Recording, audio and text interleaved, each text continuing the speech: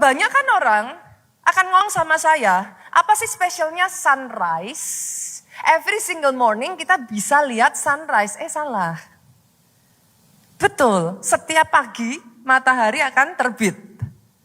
Tapi kalau saudara mau see the proper sunrise, you have to be in the right place, in the right time. Ini ibu-ibu yang biasa masak buat anaknya pagi hari, saudara tahu yang saya katakan.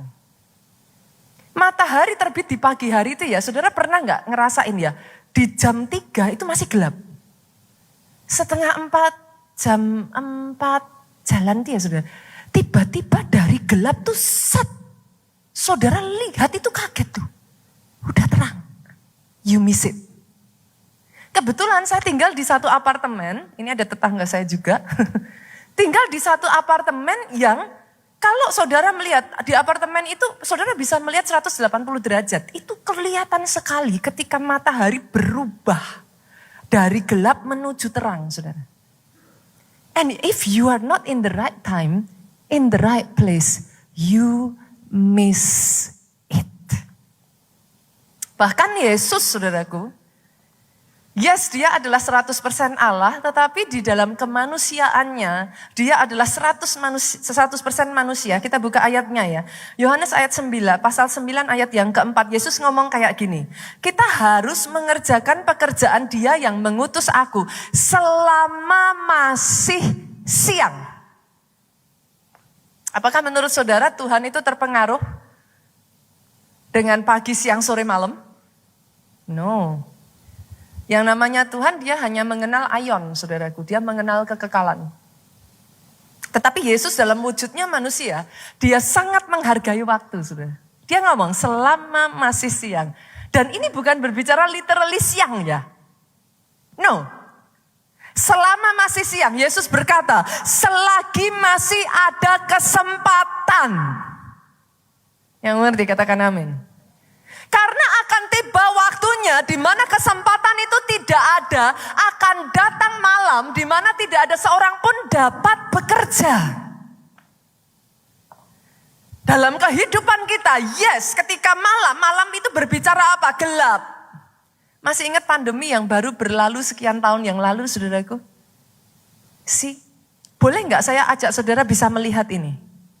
Dalam setiap momen kehidupan ya saudaraku, ada yang namanya kairos, golden period ya saudaraku. Yang membedakannya di mana? Nih, sama-sama kau mengerjakan sesuatu. Kalau kau mengerjakannya di golden period, itu semuanya serba kayak pintu terbuka, semua cepat, ketemu orang yang benar, perlipat gandaan itu kayak cepat sekali. Saudara kayak benar-benar dibuat kaget, gak ngerjain apa-apa aja rasanya maju. Perhatikan. Tapi di momen pandemi, saudara mau aja kan susah toh. Bisa nangkep yang saya maksudkan saudara. Nah, dalam kehidupan ini jangan pernah berharap segala sesuatu itu mulus saudaraku. Yes, akan ada yang namanya siang dan malam. Untuk bisa membaca waktu and act accordingly. Saya mengatakan kepada saudara, itu something very precious. Rasul Paulus ngerti ini saudara. Saya bukakan 2 minggu yang lalu saya bahas soal ini. Kisah Rasul pasalnya yang ke-28 ayat 30 sampai 31. Ayat ini buat saya menggambarkan bagaimana Rasul Paulus itu seize the moment. Dia ngerti banget. Dia ngomong gini, ayat ini ngomong gini, Paulus tinggal 2 tahun penuh di rumah yang disewanya itu. Ia menerima semua orang yang datang kepadanya. Ini perkataan ini buat saya tuh kayak tanda tanya, saudara. Kenapa dia menerima semua orang yang datang padanya? Capek enggak, saudara? Capek loh. Saya sebagai seorang hamba Tuhan, saya ngerti, saudaraku. Kita itu punya batasan, saudara. Tapi kenapa nih Rasul Paulus ngomong, dia terima semua orang yang datang di momen itu? Jawabannya di bawahnya, saudara. Yuk, dengan terus terang, nih ini jawabannya. Dan tanpa rintangan apa-apa, ia memberitakan kerajaan Allah dan mengajar tentang Tuhan Yesus Kristus. Di momen 2 tahun ini, Rasul Paulus menyadari, kalau sebelum-sebelumnya di Kolose, saya bukakan kepada saudara ya, 2 minggu lalu saudaraku. Mau memberitakan Injil aja susah, harus sampai di penjara. Di satu ayat lagi saudaraku, kalau saudara ingat 2 minggu lalu, bukan cuman susah, dibuka pintu, tapi banyak dikatakan Alkitab rintangannya. Tapi kalau ini, Paulus tahu jalan tol. Orang yang mengerti waktu ya saudaraku, you will make the most out of time. Dengar ini, pada saat Tuhan menciptakan bumi ini, dia tuh ngomong, semua itu baik. Artinya, boleh saya katakan ini saudaraku, tidak ada waktu yang buruk dalam hidupmu. Perhatikan ini, perkataan saya ini penting sekali. Tidak ada waktu yang buruk. Saya ulang lagi. Karena sebagian dari saudara hanya bisa bersuka cita, hanya enjoy ketika golden period datang. Nah, salah besar. Tidak ada waktu yang buruk. Dia menciptakan pagi, dia menciptakan malam, dia menciptakan gelap, dia menciptakan terang kok. Dan ketika dia melihat semuanya itu, dia bilang semuanya baik. Yang ada adalah kalau saudara mengerti how bagaimana memanfaatkan waktu di dalam setiap seasonnya, you will get the most out of it. Mari saya jelaskan saudara. Saya kasih gambaran yang simple. Banyak orang sering ngomel sama bosnya dan sering menjadikan alasan kerjaannya berat. Berat, pastor. Saya itu, bos saya tuh nggak punya perasaan, nggak mau tahu. Tapi sebenarnya sesungguhnya yang terjadi kayak begini, saudara. Di momen yang harusnya dia bekerja, dia main game. Oke?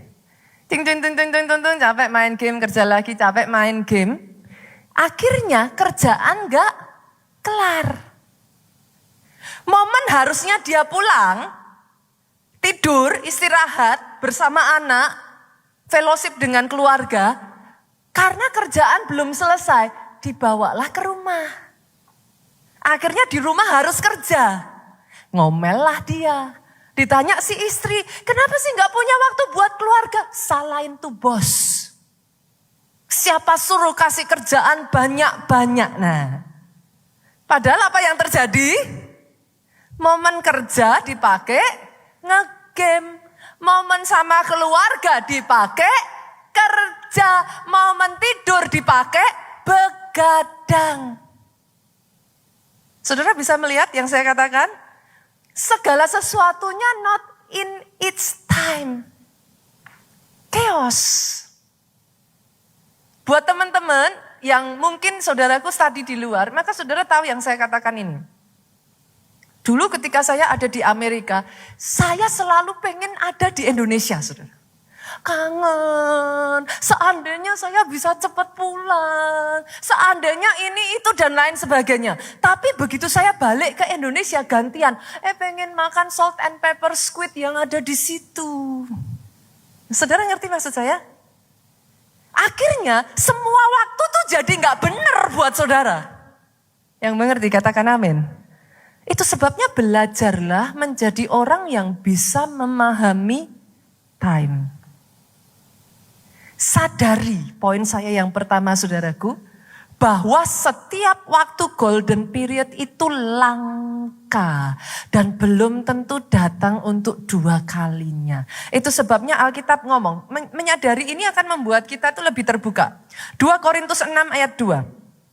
Sebab Allah berfirman, pada waktu aku berkenan, aku akan mendengarkan engkau. Ternyata ada waktunya ya saudara. Pada waktu, pada hari aku menyelamatkan, aku akan menolong engkau. Banyak orang Kristen suka maksain waktunya Tuhan. Saya ulang ya. Saudara aja coba, kalau ada orang pengen ketemu saudara dipaksain. Harus sekarang, jengkel enggak? See? Kita manusia aja kita punya waktu kita. Hari ini saya punya janjian ini. Kalau mau dipaksa ya enggak bisa. Tapi kok saudara maksa Tuhan? Lah aku butuhnya sekarang Tuhan. Sekarang. Nanti ketika tidak terjadi, Tuhan gak sayang. Loh saudaraku jangan salah. Menyadari ayat ini saudara harus mengerti. Tuhan itu punya waktunya. Belum lagi Tuhan ya saudara. Ada dua macam. His time and its time. Beda loh saudara. His time itu waktunya Tuhan. Its time itu waktunya. Telur sebelum waktunya juga gak akan menetas. Kalau saudara gak sabar nunggu tuh telur netes jadinya telur goreng. Telur ceplok. Saudara bisa memahami? Jadi ada yang namanya his time, ada yang namanya its time.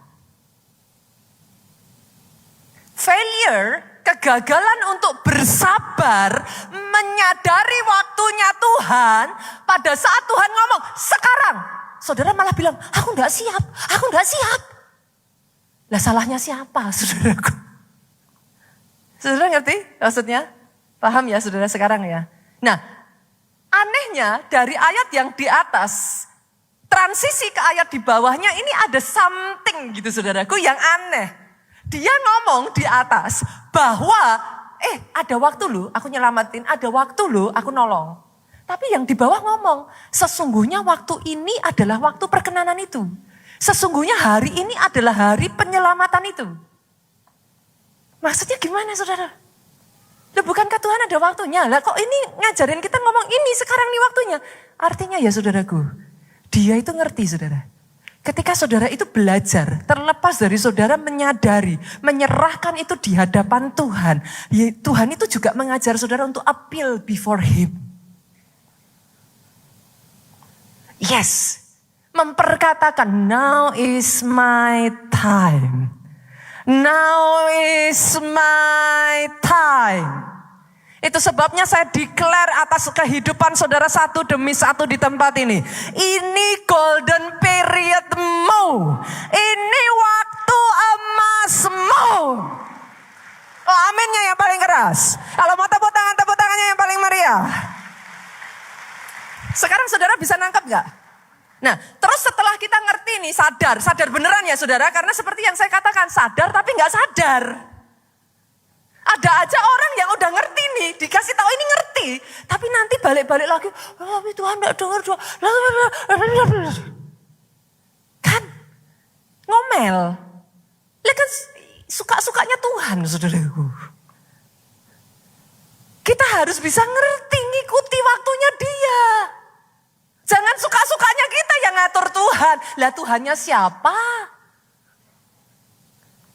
Kan jadi kebalik, toh mana manusianya, mana Tuhannya. Kita bilang dia Tuhan, tapi seringkali kita jadiin dia bukan Tuhan. Waktu dia mengatur hidup kita, kita marah. Lah ya Tuhannya siapa gitu kan. Boleh ya? Nangkap ya? Oke, sekarang kita lanjut lagi yang berikutnya boleh Bapak Ibu? Oke, selain dari kita sadar nih, sekarang dalam nama Yesus, coba saudaraku pegang, maaf saudaraku, pegang kening saudara seperti ini. Dalam nama Yesus, ajar aku untuk mengerti waktumu Tuhan. Amin.